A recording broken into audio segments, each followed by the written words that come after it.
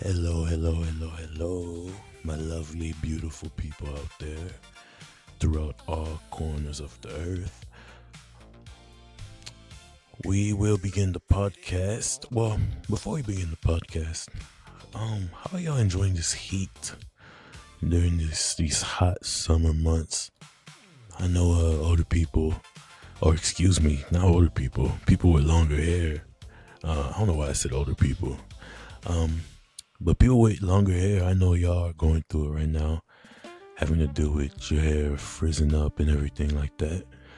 But personally, I've never been in all honesty, I don't like the heat or the cold.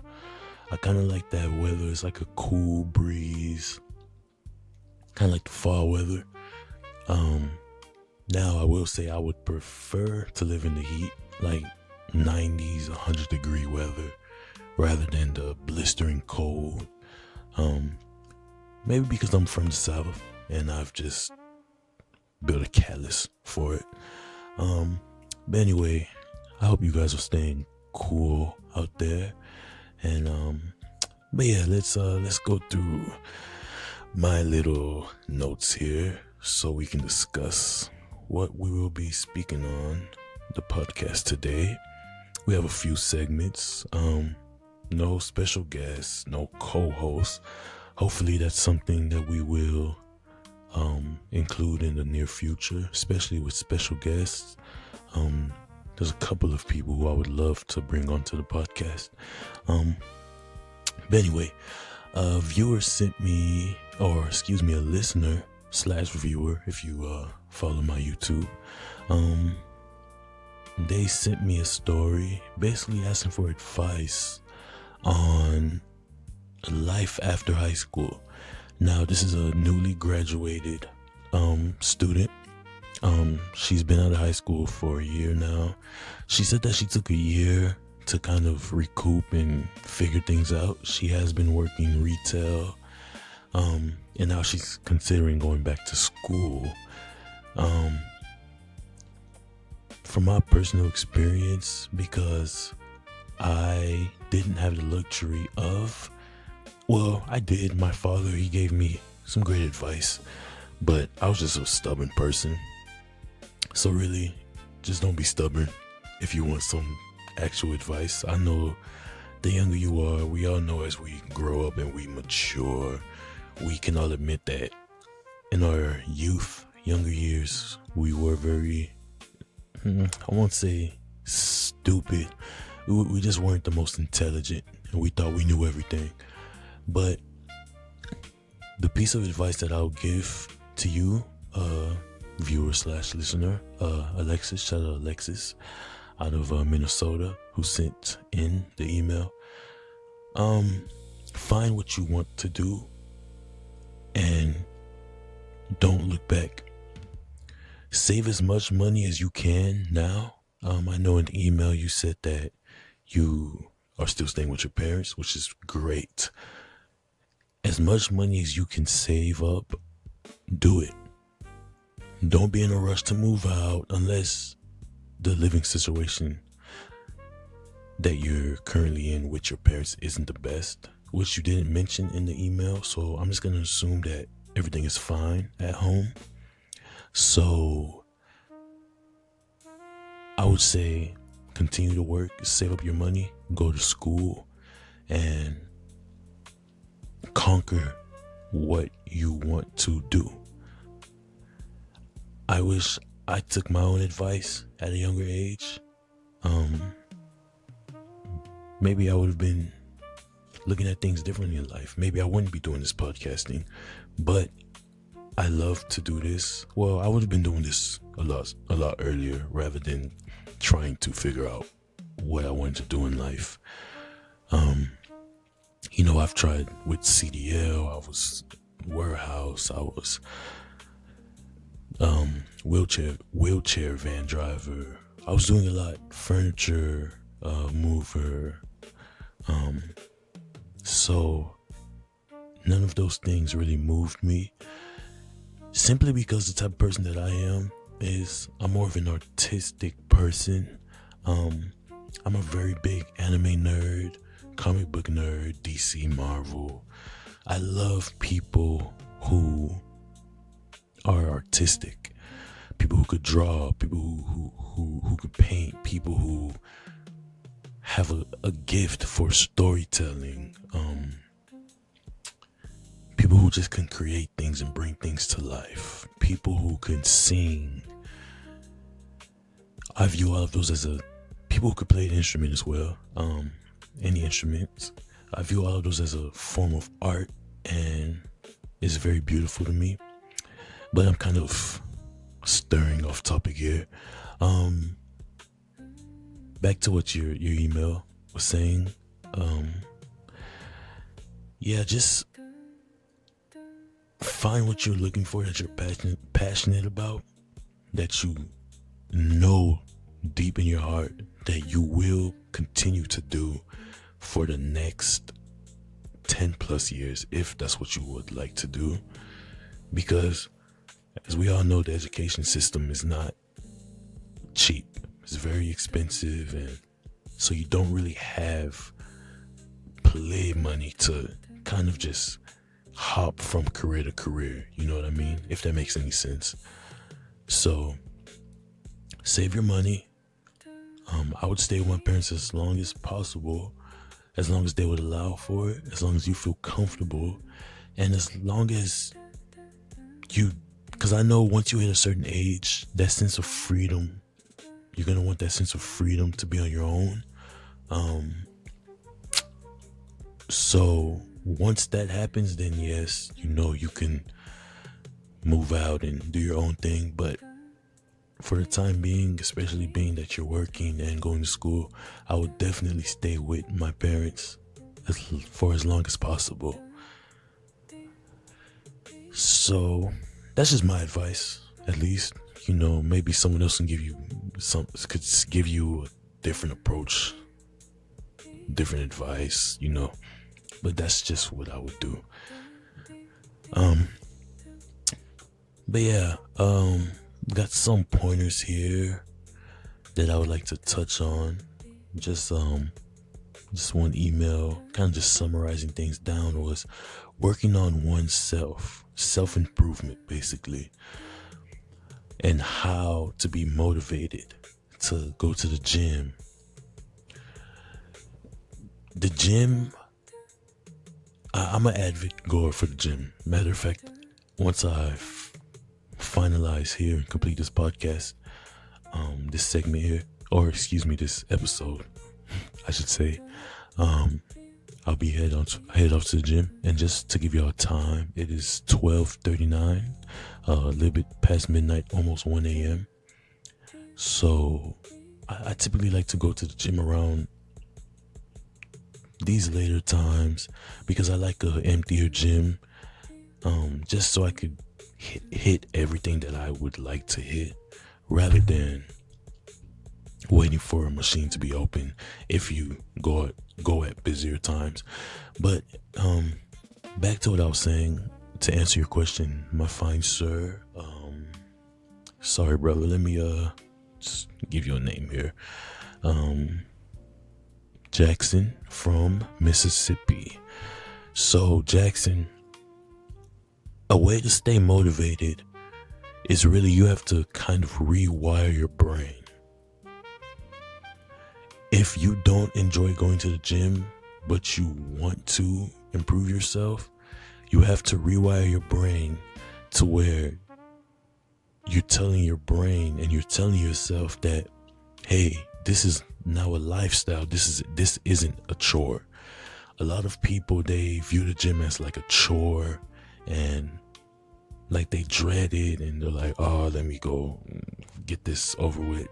You have to enjoy going. And you have to make it a lifestyle to where whatever happens career-wise, let's say you find a new job that starts earlier or later in the day, whatever the case may be, you know what I mean? You have to adapt your gym schedule into that. Good example would be at a previous job. I was waking up at 2 to 2:30 in the morning because I had to be at work at 4:30. So I wake up at that time just so I can get a quick 45 minutes to an hour lift in. And sometimes it would be even less than that if I had to, if I was going to sleep later in the night. So I would try to prioritize getting enough rest. Sometimes I'll just get a 30-minute lift in, something quick and efficient, and I'm in and out. Boom. You knocked it out. You did something. You know what I mean? So tricking your brain, and basically you have to enjoy going and making it a lifestyle change, not just a chore that you have to knock off the list. Making it a lifestyle change that you enjoy doing will be my best advice. And working on oneself isn't just the physical aspect, mentally as well. I've dealt with a lot of mental battles, which I'm sure everyone has, which is just really self-loathing for myself. Just always thinking negatively about myself and not seeing the good in myself, which I know there's probably millions, even billions of people who deal with this as well. You just have to learn to love yourself and learn to love the positives about yourself, because critiquing yourself and critiquing the flaws, you're the only person that really sees those flaws. Other people don't really see that. So look for the positives in you. And working on oneself could also be financially. Don't ever settle for anything, ever in life.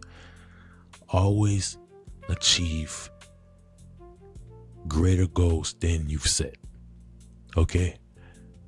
So this could be for a job. If you want a job that pays salary of $60,000 a year, you get that. You could easily achieve it. Shoot higher. Shoot for the stars. Get a job that's going to pay you $80,000, $90,000, whatever the case may be. Never settle for anything in life. Always overachieve. And never, ever, ever think about failure as like the end to everything. Because in life, you will fail more times than you will succeed. But those failures make you who you are, and those failures teaches you important lessons in life. Regardless of anything that you go through, everything that you go through in life teaches you something. So you have to look for the lesson in each failure. And with me, I look for a lesson in the smallest of things, even things where if I try out a new restaurant, I spend, let's say, $50 at a restaurant trying out different dishes they have, and it turns out to be nasty. Some people's mindset might be, well, you just lost $50 and F that restaurant and blase, blase, you know what I mean? But my mindset is, well, yes, $50, but I learned something from it. The restaurant is not that good, so I won't be going there anymore. You learn something in everything. There's always a lesson in everything. You just have to look for it, because some of these lessons won't be as obvious as others. But yeah, sorry about that yap session. But we have a viewer story, another one. Story is from John. John is 28 years of age, and John resides in Florida. Shout out John in Florida. Shout out all my Floridians. I actually have never been to Florida. I was wanting to go to Miami a couple years back. Just never got the chance. But John, your email reads, "Hello, Deuce. Recently, I went through my girlfriend's phone and saw some messages between herself and a male coworker. My girlfriend is 26 years of age, and this coworker is in his early 30s, from what I've seen. Background, excuse me, y'all. I'm sorry, y'all. Just had a cough. Anyways, um, summarize this for John here, because I've already read this earlier. John basically went through his girlfriend's phone, and while she was in the shower, and her phone just kept buzzing throughout the night while he was trying to sleep. Our boy John here wakes up early for work, and his girlfriend basically is the opposite shift, late night shifts, and phone was buzzing, vibrating throughout the night, and it woke him up. He looked, he saw the messages on her phone, and it's very interesting here because let me quote this one, because here's what some of them said here, and I quote,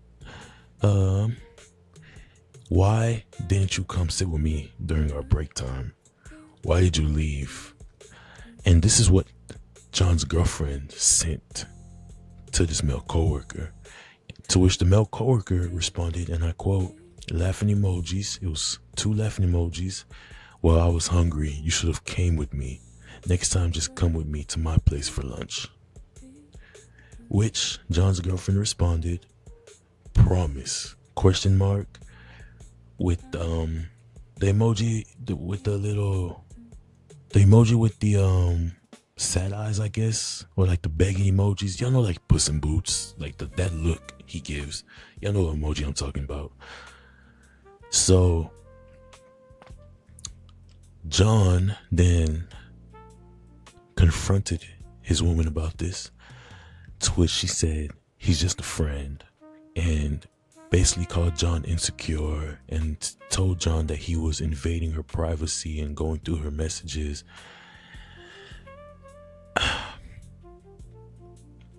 That's basically the gist of the email. And John says they've been arguing, and she went to live with her parents, but they've still been communicating, and she wants to work things out.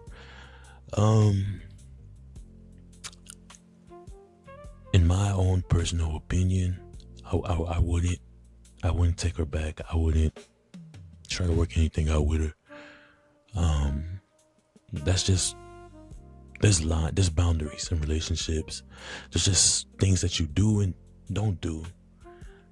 You don't text another person who works with you. You don't text another person, period.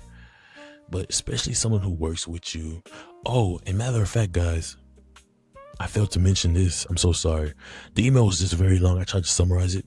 But she also went out and got drinks with this male coworker. And she lied to John about who she was going out with. And she told John that it was going to be some of her woman coworkers.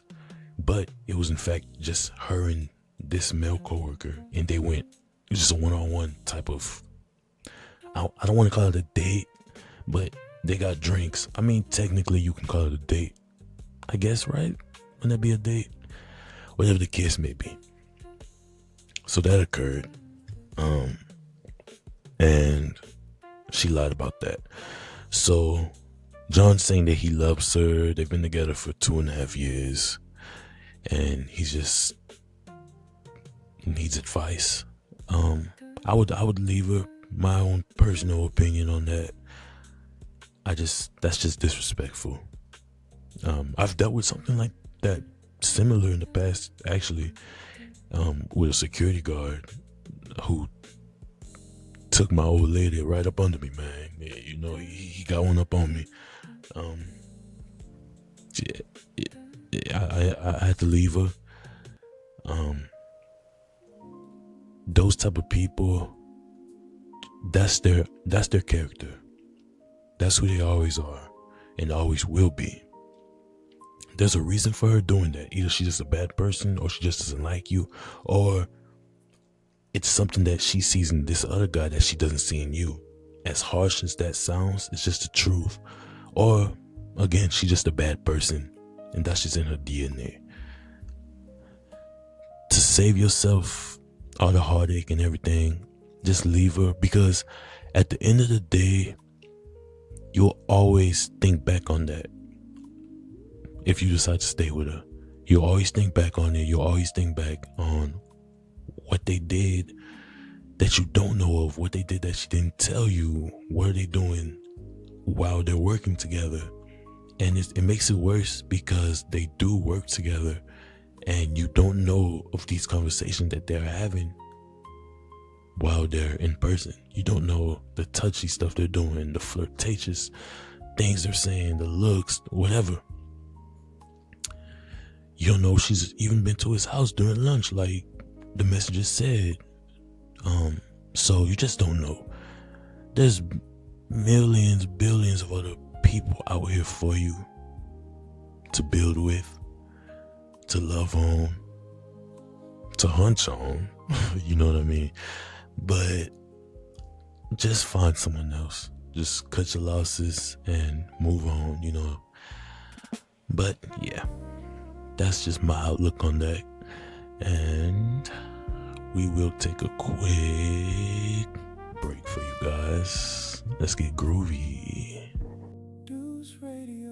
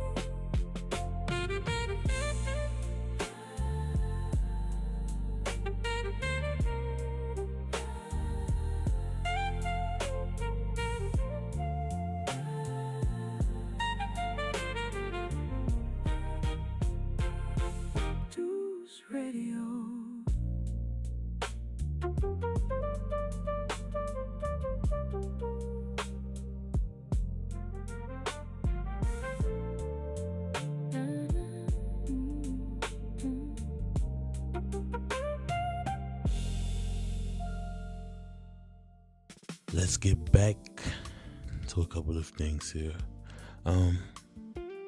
This email came in saying life advice to be successful.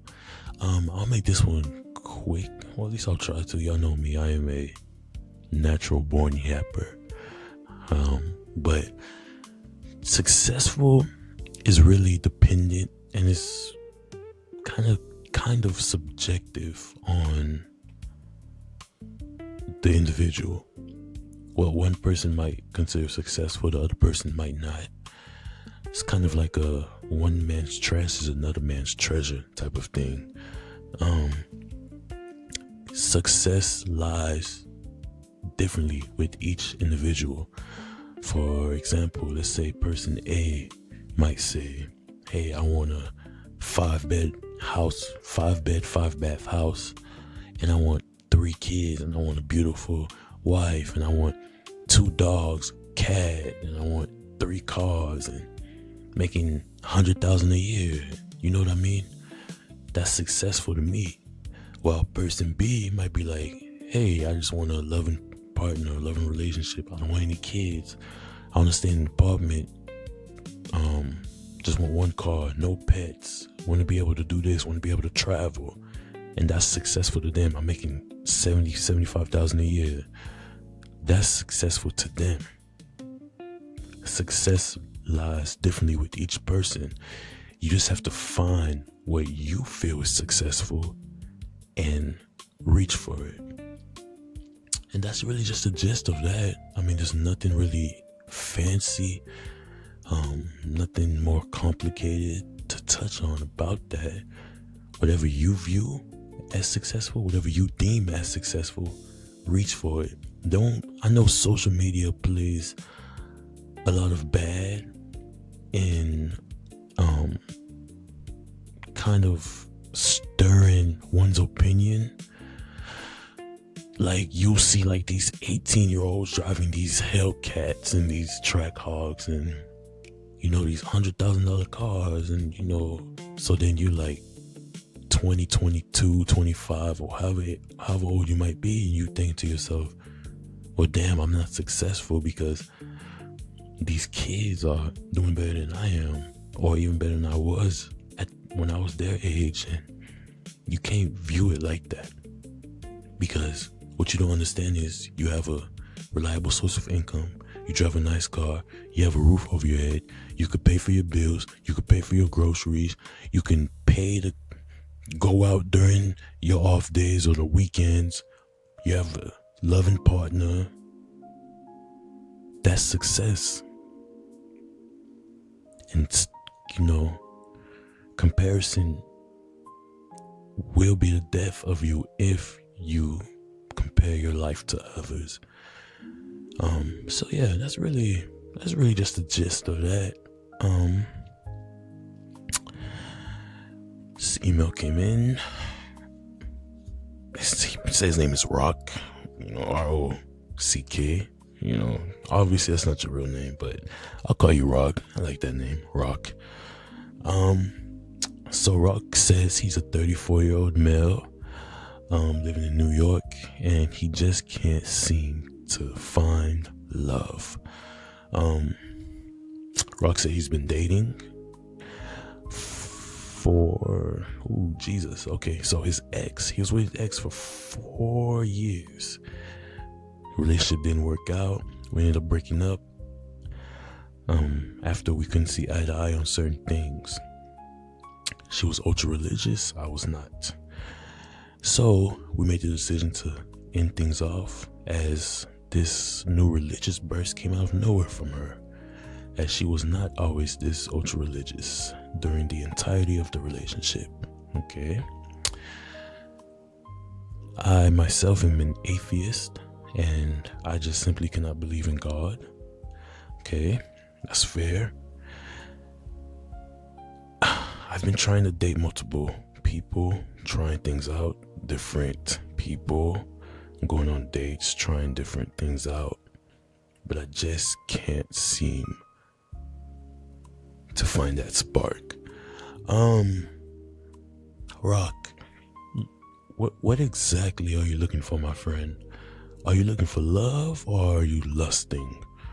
4 years is a long time to be with someone. It's not gonna, my advice for you, you're not gonna find someone quickly to just jump into it and be in another long-term relationship. You gotta weigh out your options. And that's just the truth.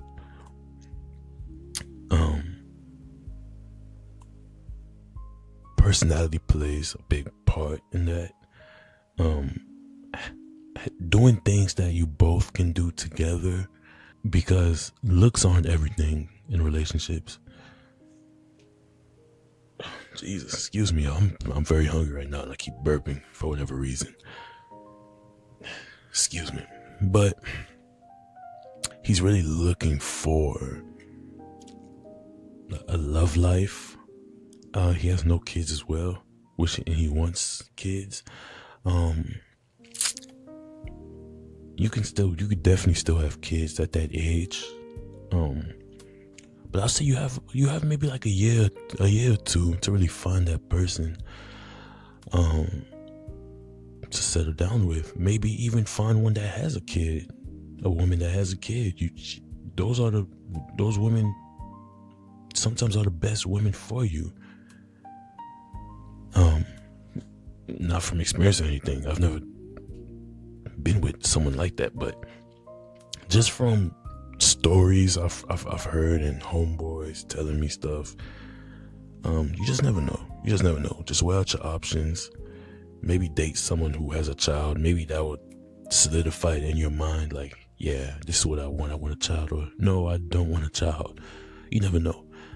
But yeah, just date around. Find someone that has the same hobbies as you, has the same passions as you, or similar, or y'all can do things together that you both can enjoy and have a good time doing.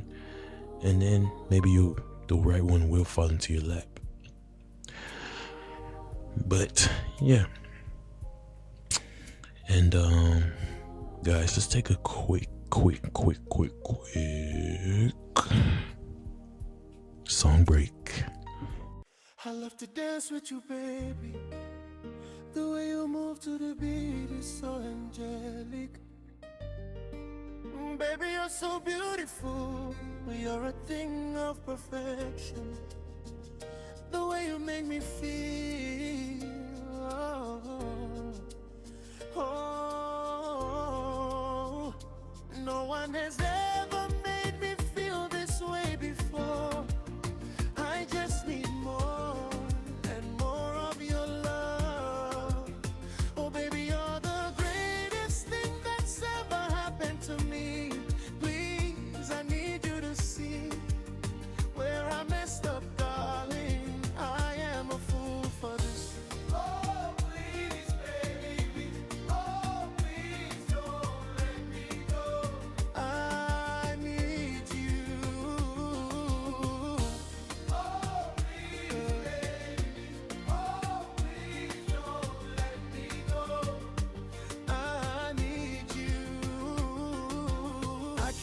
Without your love, you need to understand, I was just a middleman. It was a big mistake, and for this I will forever regret it. Oh, what a fool I am for letting your love be tempered love. To dance with you, baby.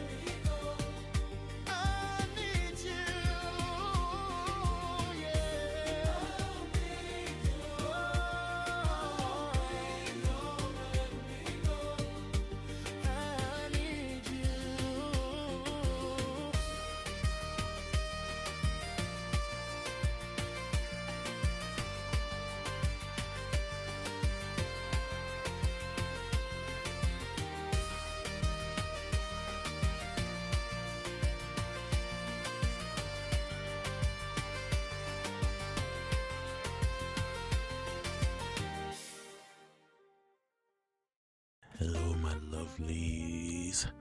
This segment is almost over, sadly.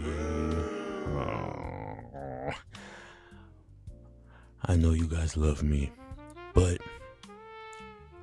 I would like to end my segments by adding something in my personal life which I enjoy.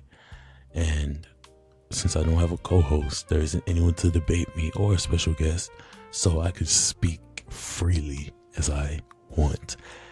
Yes, I eat my pizza with pineapple. I don't care what anyone says. let me tell you. Let me put you on to the method, right?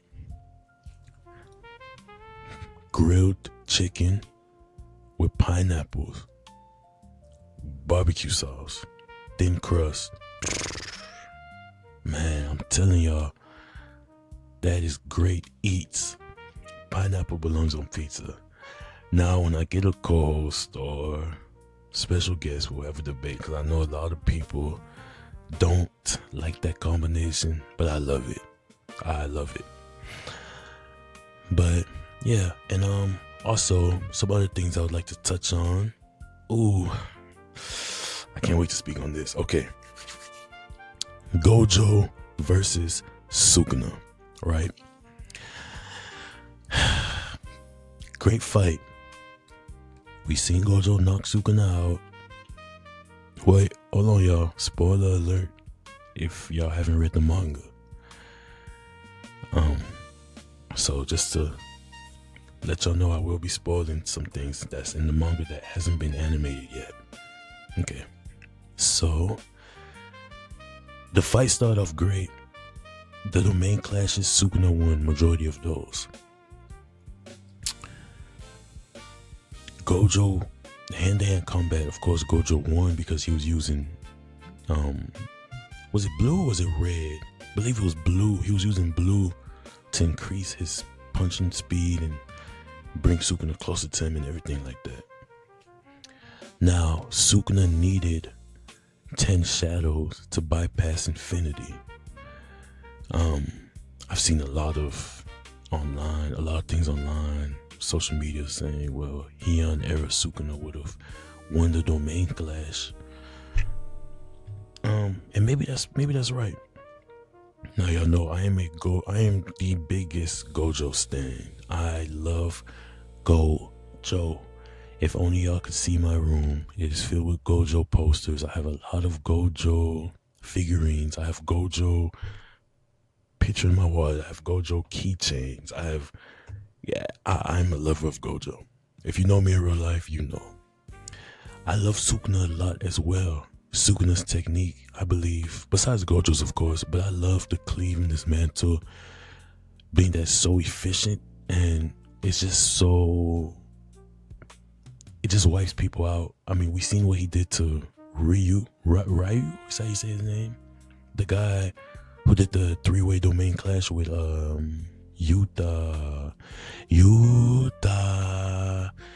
and the other girl from the colony. So, man, I don't know the name.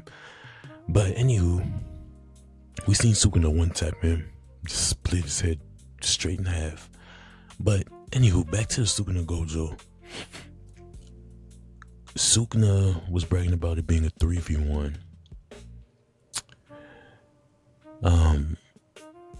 Gojo unleashed purple. First of all, before anything, can I say this? I've been wanting to put this out. I think that Gege could have done a lot better with the story writing. I feel like if Gege would have, so the way the fight went perfect. Let's say y'all went perfectly in woo. Let's say the purple unleashed, boom. Let's say that damaged Sukuna and Megumi's body so much that Sukuna had to transform. It would have made a lot more sense if Sukuna were to transform from Megumi's body, being his Heian era, and he doesn't kill Gojo with the world cutting slash. And so now it's Sukuna with the 10 shadows still, because let's say he found a way to just take the technique, mimic it, whatever, took it from Megumi. Now he's out of Megumi's body and he has Maharaga. Now it's Heian era Sukuna, a fresh Maharaga, and Sukuna with world cutting slash. If that version of Sukuna defeated Gojo, I feel like everyone would have respected it more if the story went on that way. Because the whole world cutting slash, he caught him off guard. It left a lot of questions for everyone. But anyways, it was a great fight. Um,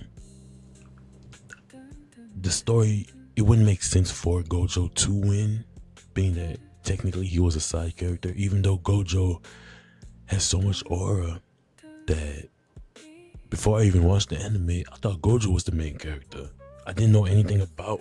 I just seen Gojo, his fit, the blindfolds, reminds you of Kakashi. I just figured he was the main character. But it wouldn't make any sense for him to kill off the main villain. I know, oh man, I forget his name. Jesus. The guy who took over,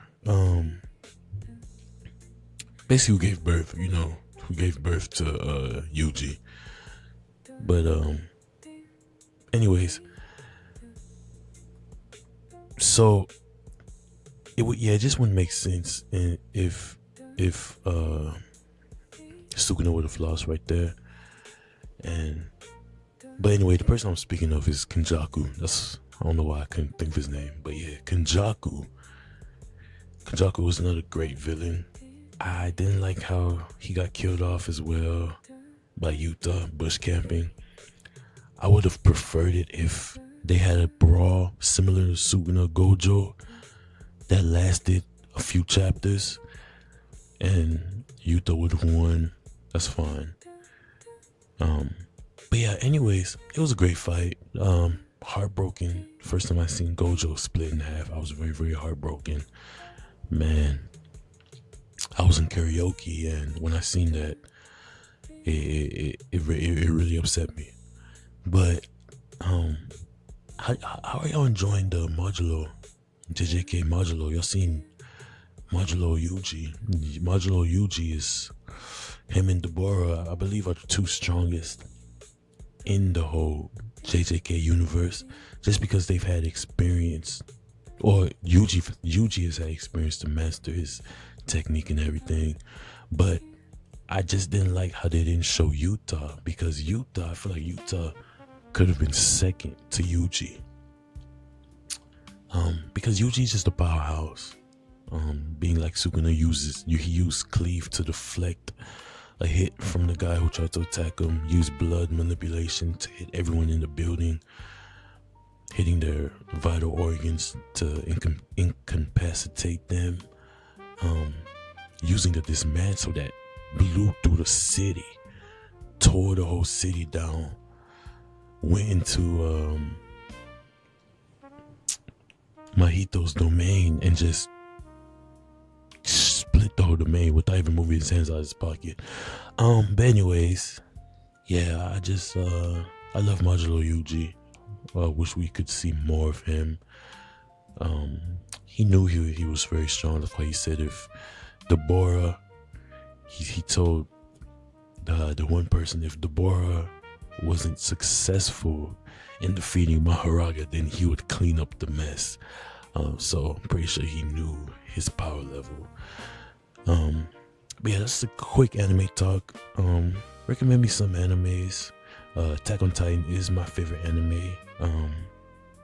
I believe it's the greatest anime. Death Note, my second favorite, and JJK is currently my third favorite. But yeah, everyone.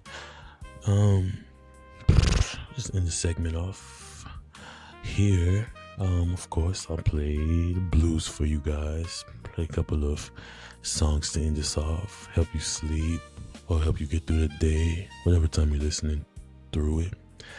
But I will be signing off, and I love everyone who tuned in and listened. And if you would like to collaborate and be like a guest on the podcast or have discussions with me, feel free to reach out, and I'm open to speaking with anyone. But thank you all once again. I love every last one of you. Always keep your head up, stay positive, stay motivated, and always love yourselves. I love you all, and I'll see y'all next time.